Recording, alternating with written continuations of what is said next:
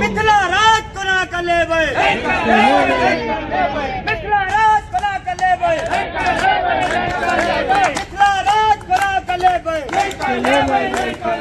मिथिला वासी जिंदाबाद, मिथिला राज जिंदाबाद, मिथिला राज जिंदाबाद, मिथिला वासी एक हो, संघर्ष है तैयार हो।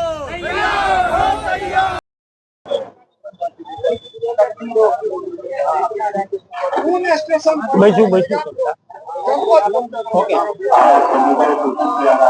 आप लगातार मिथिला राज्य की मांग को लेकर के धरना प्रदर्शन करते हैं, आप कुछ कहना चाहेंगे? संसद सत्र चालू हुआ है आज फिर इसी मांगों को लेकर के आप आए?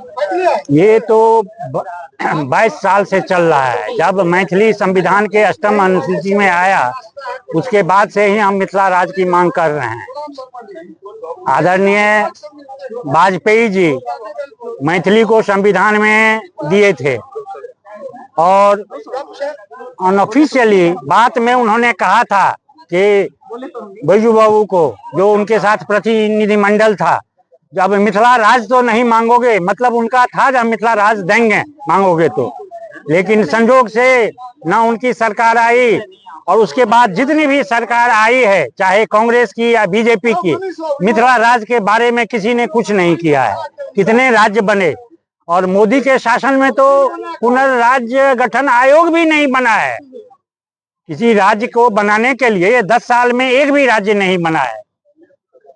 तो हम लोगों का है मिथिला के सर्वांगीण विकास के लिए, वहाँ के शिक्षा के लिए, वहाँ के स्वास्थ्य के लिए, वहाँ के जनता के बेरोजगारी को दूर भगाने के लिए, पलायन को रोकने के लिए, बाढ़ के समस्या के निदान के लिए हम लोग मिथिला का सर्वांगीण विकास चाहते हैं और उसके लिए बिना मिथिला राज्य का ये होगा नहीं। आपको क्या लगता है, जिस तरीके से अब चुनाव भी आने वाले हैं बिहार में, तो क्या लगता है कि जिस तरीके से आप मांग कर रहे हैं लगातार मिथिला राज्य, क्या इसका खामियाजा मौजूदा सरकार को भुगतना पड़ेगा? निश्चित रूप से। देखिए, ये सरकार मिथिला राज्य के कारण भुगते नहीं भुगते, लेकिन जो अपने 15-20 साल के कुशासन में नीतीश सरकार ने मैथिली भाषा के साथ जो दुर्व्यवहार किया है, 20 साल में उसने मैथिली भाषा में पढ़ाई नहीं होने दिया प्राथमिक शिक्षा में, और बिहार सरकार हमेशा सुप्रीम कोर्ट जाती रही। सुप्रीम कोर्ट में 2-2, 3-3 बार केस हार गई बिहार सरकार। हाई कोर्ट ने ऑर्डर दिया जो आप मैथिली भाषा में किताब छपा के पढ़ाई करवाओ, लेकिन हर बार बिहार सरकार कोर्ट का ऑर्डर होने के बाद भी ये काम नहीं कर रही है। हम लोग लड़ाई लड़ रहे हैं, जो हम यही समझते हैं जो मैथिली विरोधी है हमारा शासक, वो मिथिला विरोधी भी है, इसलिए इसका खामियाजा तो इस बार भुगतना पड़ेगा।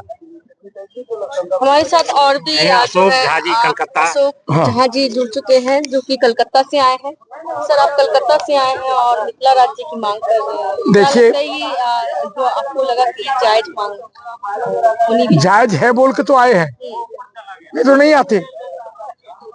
एक बात समझना बहुत जरूरी है सरकार को कि स्वतंत्रता आंदोलन के पश्चात आज तक मिथिला के विकास के बारे में लोगों ने मंच पे तो बात किया, लोग मखाना का खीर भी खूब खाया, मखाना का माला भी खूब पहना, और मंच से उतरते ही मैथिली को भूल जाता है। और ये इसलिए होता है कि हम लोग अति सहृदय लोग, सीता के संतान है ना, तो सीता मैया को 14 वर्ष निर्वासित किया। उत्तर प्रदेश एक बार भी जनक नहीं गया बोलने की मेरे लड़की के संग क्यों किया। हम लोग इतने सहनशील हैं, लेकिन सहनशीलता के दीवार को लांघने का जो मंशा मिथिला के लोगों ने बना लिया है, मैं समझता हूं कि 2025 में मैं मिथिला वासियों से भी अनुरोध करूंगा कि ईवीएम के मशीन में अपनी शक्ति को दिखाओ। जब तक आप ईवीएम में अपनी शक्ति को नहीं दिखाओगे, राजनेताओं को कोई फिक्र नहीं है कि आप किसके संतान हो। वो अपने स्वार्थ के लिए मैथिली को श्री के रूप में प्रयोग करता है और यही कारण है। और सबसे बड़ा बाधक मिथिला के राजनेता है। सीपी ठाकुर को हम याद करते हैं क्योंकि सीपी ठाकुर ने समर्पण के भाव को दिखाया। मैं वाजपेयी जी को याद करता हूं क्योंकि वाजपेयी जी ने अष्टम अनुसूची में स्थान दिया। लेकिन मोदी जी तो कैसे किस धातु के बने हुए हैं मेरे समझ में नहीं आता। बहुत अच्छी जानकारी साझा करने वाले हैं आपके द्वारा। हमारे साथ महिला शक्ति भी जुड़ चुकी है, उनका भी पहले परिचय जान लेते हैं। मैं समिता मिश्रा, मैं बीजेपी ही कार्यकर्ता हूँ। बीजेपी तो स्वयं हाँ बीजेपी करता है तो मैं। क्या लगता है कि सरकार के हाथों में ये कार्य है? और सरकार के हाथों में है। सरकार ही तो करती है, सब कुछ सरकार ही करेगी और सरकार के हाथों में है। और मिथिला राज हमारी थी और चाहिए।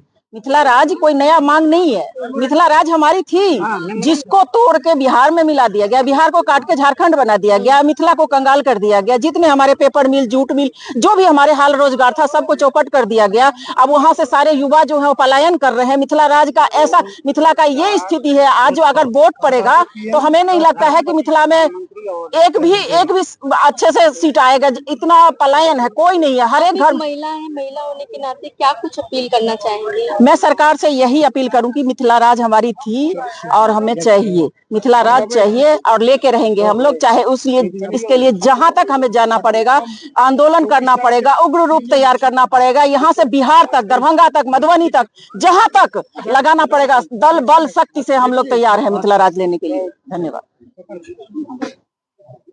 लेकिन नहीं भेजिए। क्या नाम है सर आप? मेरा नाम संतोष झा है, पेशे से पत्रकार हूँ।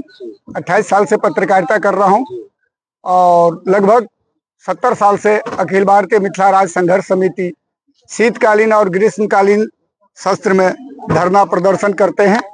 और मांग है पृथक मिथिला राज, मिथिला की आजादी, मिथिला की विकास, वहाँ की पलायन, इस सब पर बात करना। तो सर मिथिला लेकिन 20 साल से भारतीय जनता पार्टी की सरकार है, कहीं ना कहीं वो नीतीश जी से गठबंधन में हो या जैसे हो, 17 साल तो कंफर्म ही है। अभी तक 25 बार देश के फकीर सम्राट गए हैं बिहार, मिथिला में, और वहाँ के सांसद गोपाल जी ठाकुर जो सिर्फ मिथिला मैथिल के नाम बेच करके वोट लेते हैं और सत्ता में काबिज हैं, मखान का माला और पाग पहनाते हैं। अभी मिथिला के ही युवा पार्लियामेंट में नए वाले में बम ब्लास्ट किया था जिसका नाम ललित झा है। और ये संकेत है आने वाले वक्त में अगर ये फकीर सम्राट और ये नेता नहीं संभले तो पार्लियामेंट में फिर से भगत सिंह बम ब्लास्ट करेगा। पत्रकारिता की शोषण दोहन हो रही है।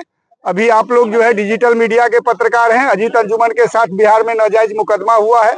आप लोग को भी कहीं ना कहीं सतर्क और सजग रहना पड़ेगा।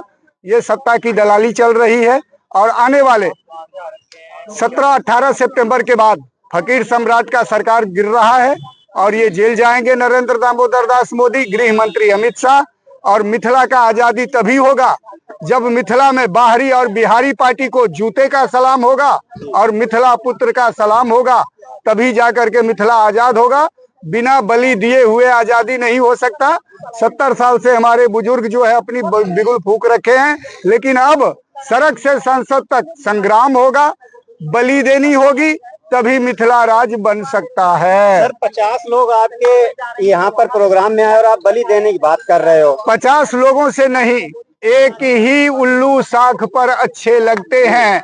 सब भगत सिंह और राजगुरु नहीं बन सकते, कुछ ही मुट्ठी होते हैं जो आजाद करा सकते हैं। मतलब आप ये कहना चाह रहे हैं 50 लाख हैं? जी, ये 50 व्यक्ति 50 लाख का नेतृत्व करते हैं और आने वाले वक्त में जल्द ही 30 तक मिथिला राज बनेगा। 50 लड़का तैयार है किरनी फैलियर, उसमें से 20 अगर मधुबनी जयनगर से लेके दिल्ली तक आत्महत्या करेगा, उसी दिन पार्लियामेंट में बम ब्लास्ट होगा और विजय प्राप्त होगी।